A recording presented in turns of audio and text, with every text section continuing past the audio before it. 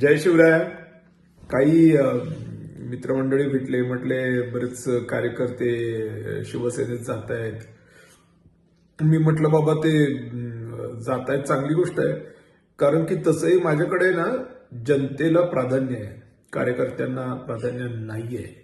आणि हे निवडणुकीच्या अगोदरच घोषित केलं होतं की संकल्पनाच मुळात मी मोडीत काढून टाकली कार्यकर्त्यांची. जनता पहिलं, जनता सर्वश्रेष्ठ, जनता मायबाप. कार्यकर्ते जनतेला मदत करण्यासाठी, कार्यकर्ते इतर गोष्टींसाठी नाही. त्यामुळे कार्यकर्ता ही संकल्पना त्यावेळेला यशस्वी आहे ज्यावेळेला ते जनतेसाठी काहीतरी करत असतील. त्यामुळे मूळ आमची जनता आहे.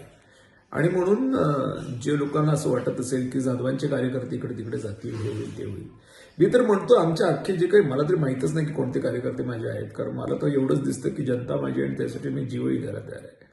पण असतीलही बिचारे कुठे काही कार्यकर्ते दोन चार आमचे, तर अगदी त्यांनीही गेलं शिवसेनेत, मला काही अडचण नाही. कारण मुळातच संकल्पना कामाची आहे.